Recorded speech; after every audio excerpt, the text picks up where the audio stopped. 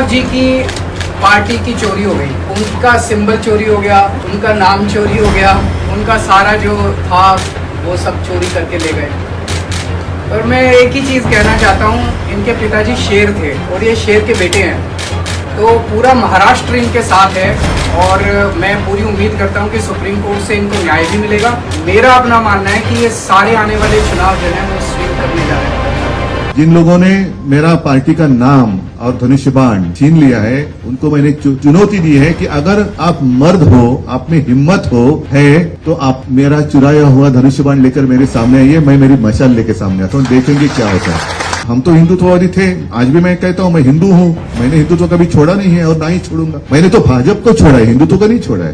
भाजपा मतलब हिंदुत्व नहीं है और उनका जो हिंदुत्व है वो हमारा हिंदुत्व नहीं है, वो हमें मंजूर नहीं है। मैं खुलेआम कहता हूँ, जो मेरे पिताजी ने मुझे सिखाया वो हिंदुत्व ये नहीं है। और मेरे पिताजी की भाषा में कहे तो राष्ट्रीयत्व है, हमसे हिंदुत्व है। हमारा जो हिंदुत्व है देश से जुड़ा हुआ है, लेकिन इनका जो हिंदुत्व है वो कैसे है कि आपस में लड़ाई लड़ाओ, आपस में झगड़ा करो, परिवार में झगड़ा लगाओ, पार्टी में झगड़ा चालू करो और सत्ता हासिल करो। महाराष्ट्र की सियासत में भूचाल आया हुआ है। अगर कहा जाए तो गलत नहीं होगा कि महाराष्ट्र में भी हिंदुत्व पॉलिसी का उपयोग किया जा रहा है। तभी तो हिंदू हृदय सम्राट श्री बाला साहब ठाकरे के वंश पर ही हिंदुत्व को लेकर सवाल खड़े किए जाने लगे हैं। हालांकि उद्धव ठाकरे द्वारा भी हर सवाल का करारा जवाब लौटाया गया है। एक दूसरे के साथ लड़ाई हो जाए, लोग आपस में लड़ते रहे और वो लड़ाई में व्यस्त रहेंगे तो मैं राज करूंगा। यही तो है आज के मोगेम्बो, यही तो है। वो भले हिंदू है, लड़ो, हमारे साथ है, वही हमारे, वो हिंदू हो या कोई हो, कोई उसमें फर्क नहीं पड़ता। आप हमारे पार्टी में आते हो तो ही हिंदू है और नहीं है तो आपने हिंदुत्व छोड़ दिया। मुझे तो लोगों के सामने आना है, लोगों के बीच में आना है और पूछना है, बताओ मैंने क्या गलती की है। 2.5 साल में मुख्यमंत्री था, कहा मैंने भेद किया है? आपस में लड़ाई कभी मैंने करवाई है? कभी शिवसेना ने आपस में लड़ाई लगाई है की है? कभी नहीं। दुख इस बात का होता है कि 92-93 की जो आपने जिक्र किया, तो यही तो मेरे शिवसैनिक है। आज अनिल परब है, वायकर है, विनायक जे, ऋतुजाताई बसरे त्यांचं, तेव्हा रमेश होता, भाऊ कोरगावकर है, इकडे पण काही लोक असतील, ये तो हमारे सैनिक है जिन्होंने। बहरहाल महाराष्ट्र में आने वाले चुनावों को लेकर एक अलग ही हवा नजर आ सकती है।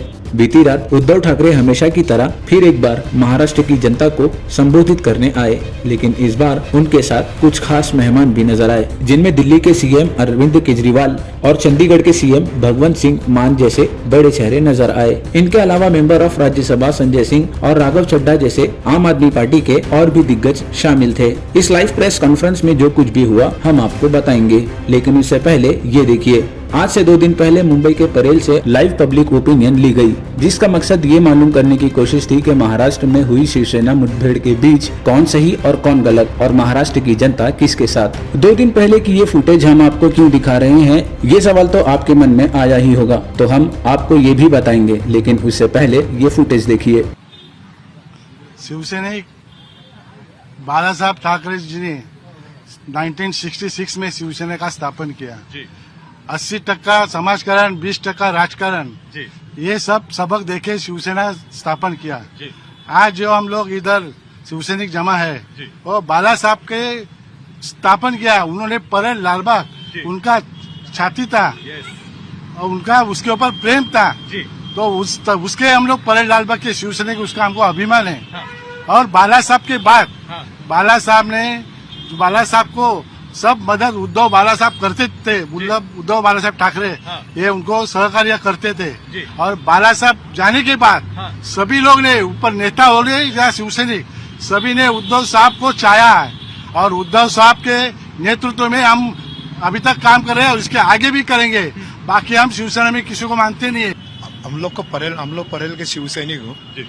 जो बाला साहब ने जब ये शिवसेना स्थापन की, उस टाइम से हम लोग यंग थे, तरुण थे, तभी से हम लोग शिवसैनिक है। और बाला साहब ने जो बोला था एक सभा में, इन्होंने बताया कि बाला साहब बोला मेरे बाद में आदित्य ठाकरे और उद्धव जी ठाकरे यही शिवसेना का मेरा वारसदार है। तो हम लोग जो बाला साहब बोलते थे वही हम लोग करेंगे ना। हम लोग उद्धव साहब को ही वारसदार है, कितना भी आने दो, कोई भी आने दो, हम लोग उद्धव साहब के पीछे ही खड़े रहेंगे।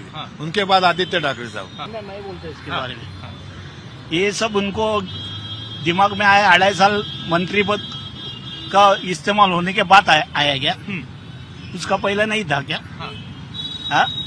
जब 2019 में सरकार बन गई तब इसने क्यों नहीं उस टाइम निषेध बताया, क्यों 2.5 साल मंत्री रह गया, और अभी जब बीजेपी का सपोर्ट मिला तो उसको याद आया सब बात। हाँ, ये जो अभी गिल्टी कॉन्शियस हो गया, वो लोग के ऊपर ईडी जैसे अटैक होने का चांसेस आने लगा जी, जब भी वो लोग समझ गए कि अभी अपने को कुछ फायदा ही नहीं। हाँ। अगर अपन सत्ता में जो है केंद्र में, हाँ, उनका साथ नहीं दिया, हाँ, तो अपन दोनों बाजू से मर जाएंगे, क्योंकि लॉयल्टी ये लोग के पास कम थी। अच्छा, डर भी एक वजह है। डर थी। हाँ। और लॉयल्टी के वजह से वो लोग को ना घर का ना घाट का वो रह गए थे। तो वो चोर का भाई चोर होता है। हाँ। ये सब लोग ईडी के चक्कर में और सीडी के चक्कर में गए हुए। हाँ। समझ रहे आप। और कोर्ट से भी हमें उम्मीद नहीं है, क्योंकि कोर्ट जस्टिस लोया को आप जानते हो, अमित शाह के खिलाफ उन्होंने खाली एक वारंट निकाला था तो उनका तो भेज दिया सीधा उनको। ऐसा सब जज लोग भी डरे हुए। हमारे को तुम्हारा सेशन कोर्ट, सुप्रीम कोर्ट रहने दो, हाई कोर्ट रहने दो, उन पे भी भरोसा नहीं हम लोग। ये प्रक्रिया चलाने की जो बात थी पहले, वो अभी हिंदुस्तान में नहीं रही है।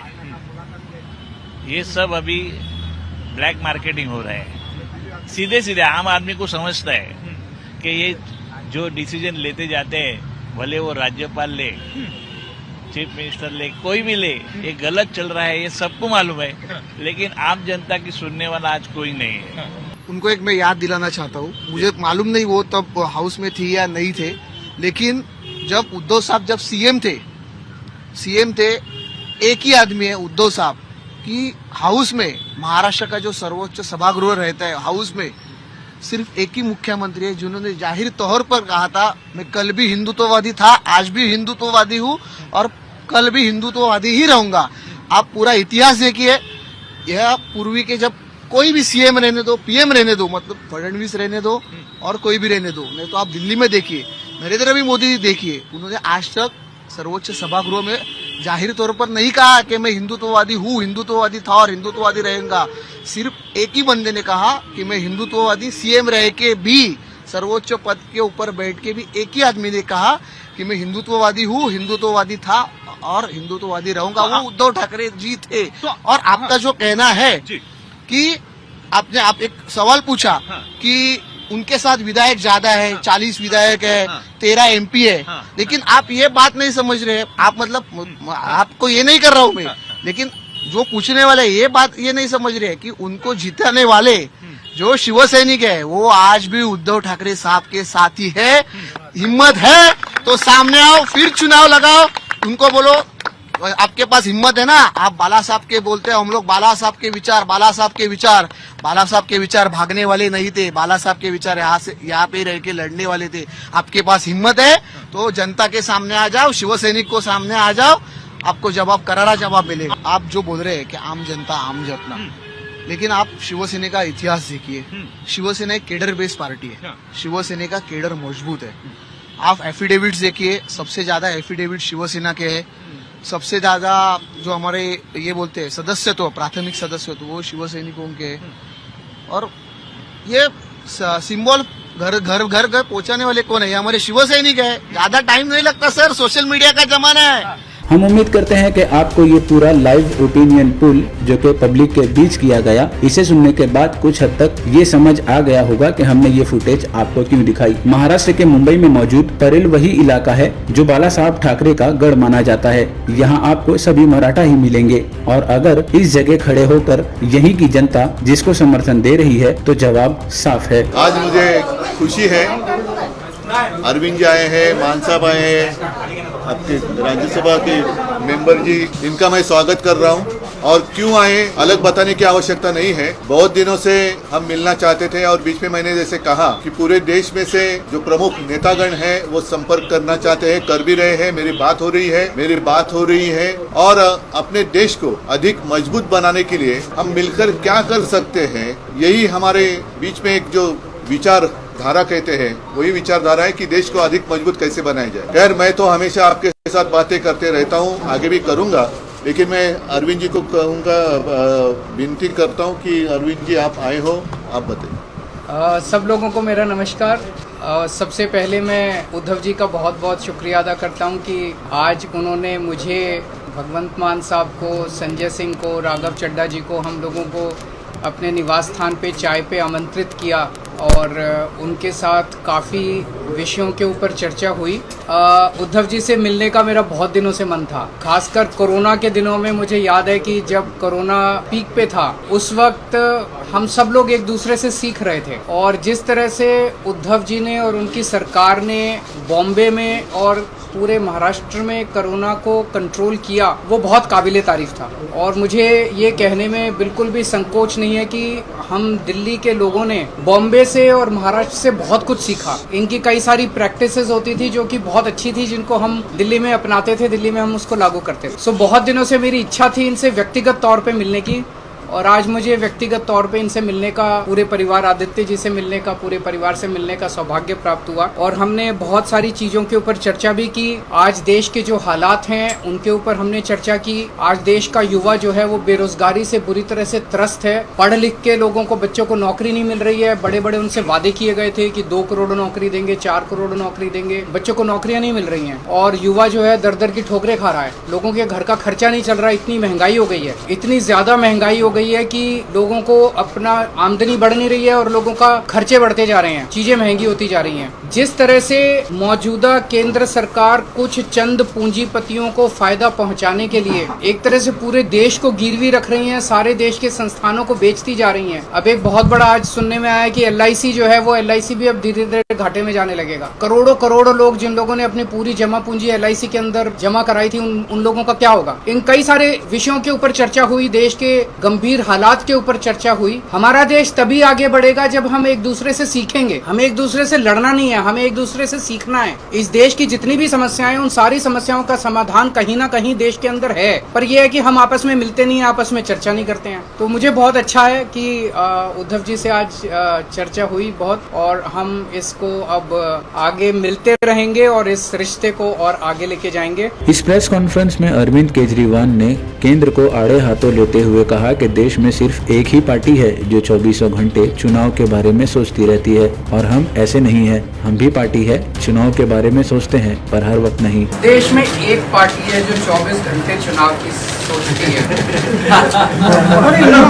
हम 24 घंटे चुनाव की नहीं सोचते, हम देश की सोचते हैं। हमारे सामने देश है, हमारे सामने इस देश के बेरोजगार युवा हैं, हमारे सामने किसान है, हमारे सामने वो गृहिणी है जिसका पति हर महीने पैसे ला के देता है और उसका खर्चा नहीं चलता। 20 तारीख के बाद उसको पता नहीं अगले 10 दिन कैसे बीतेंगे।